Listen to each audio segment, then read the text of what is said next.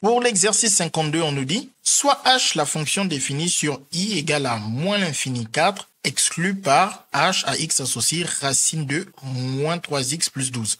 Petit 1, h est la fonction composée de deux fonctions g et f dans cet ordre. Donnez l'expression des fonctions g et f. Donc tout d'abord, quand on observe l'expression de h, ici on voit que à x, on multiplie par moins 3, puis on rajoute 12. Donc ici, on applique une fonction affine en tout premier lieu à x. Donc à x, on associe la fonction affine, moins 3x plus 12.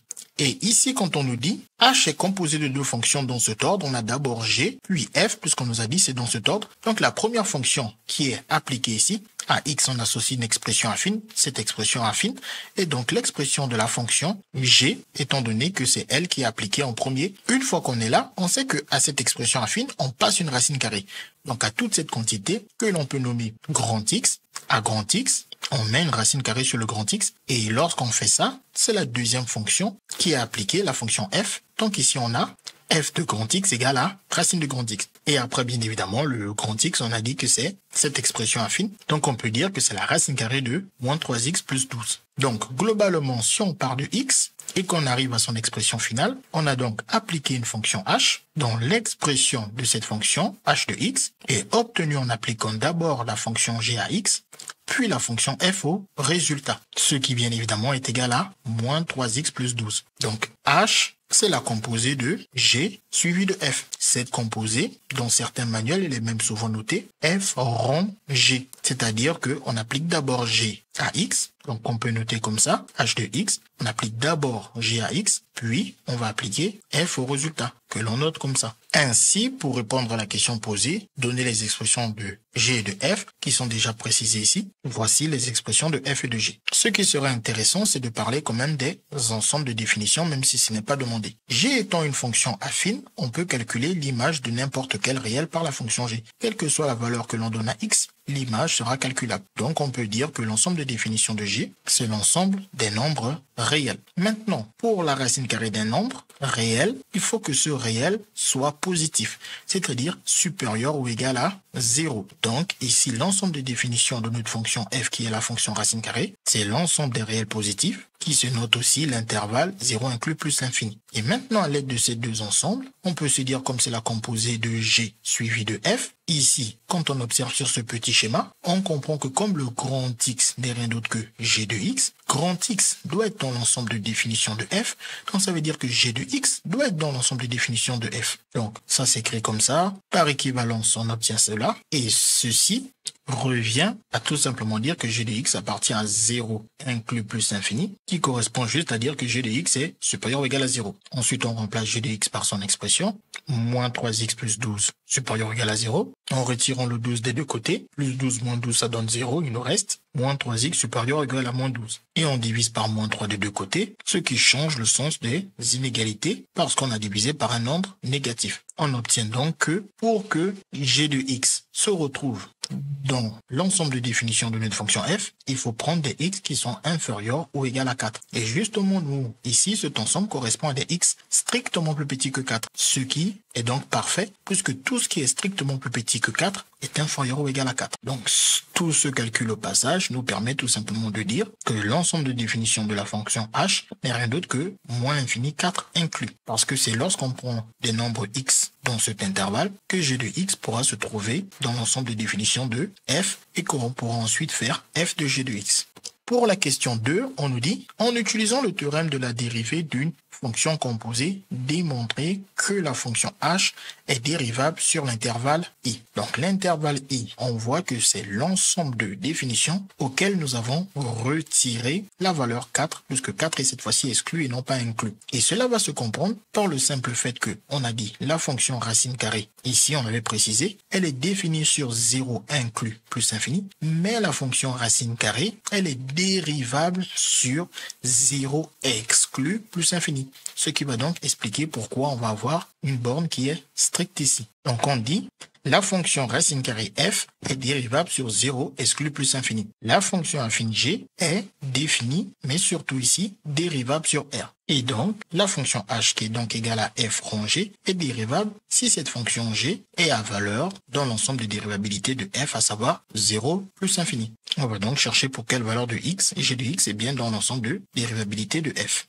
On remplace g de x par son expression, et être dans cet ensemble, c'est être tout simplement strictement positif.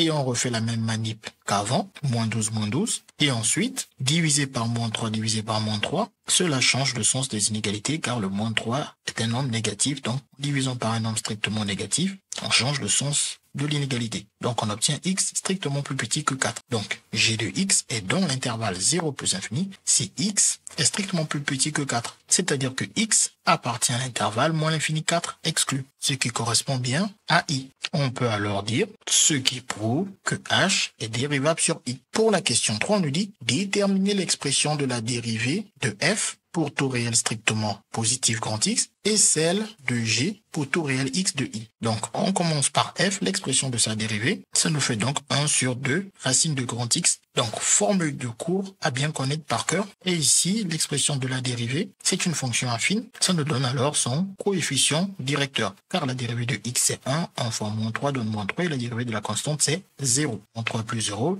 nous donne moins 3. Ensuite, à la question 4, il faut en déduire l'expression de la dérivée de h, à savoir h'.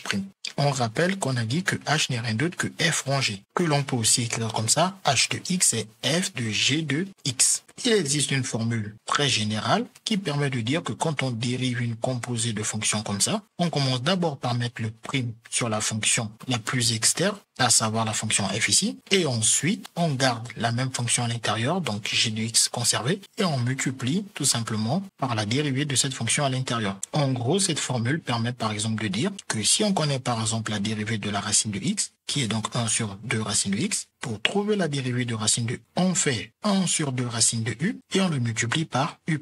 Si on connaît la dérivée de xn qui est nx puissance n-1, alors la dérivée de u puissance n, c'est nu puissance n-1 et ensuite on multiplie par u'.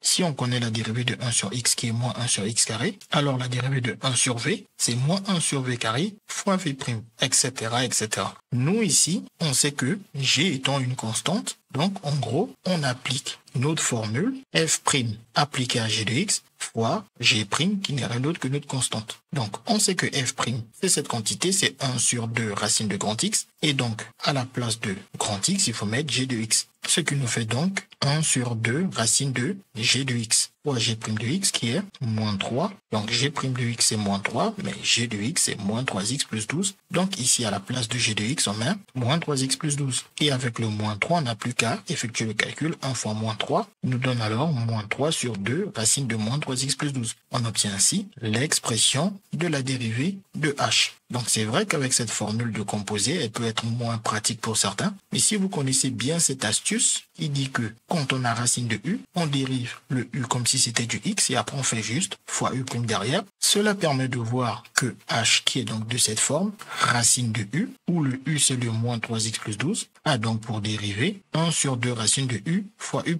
Le u' c'est le moins 3, car dérivée de x c'est 1 fois moins 3 donne moins 3, et la dérivée de plus 12 c'est 0. Ce qui permet alors de dire que la dérivée de h, 1 sur 2 racine de u, et u il est précisé ici, ça nous donne donc 1 sur 2 racine de moins 3x plus 12 fois moins 3, qui est exactement le même calcul que nous avons ici. Et par conséquent, nous donne la même dérivée. Donc, soit vous utilisez cette formule générale où le g' de x est en général remplacé tout simplement par le coefficient directeur de la fonction affine g dans les formules de cours, ou soit vous comprenez comment ces formules avec u sont construites à partir de ces formules avec x, ce qui est beaucoup plus général car il y a énormément de compositions de fonctions et les fonctions u ne sont pas toujours des fonctions affines. CQFD, ce qu'il fallait découvrir.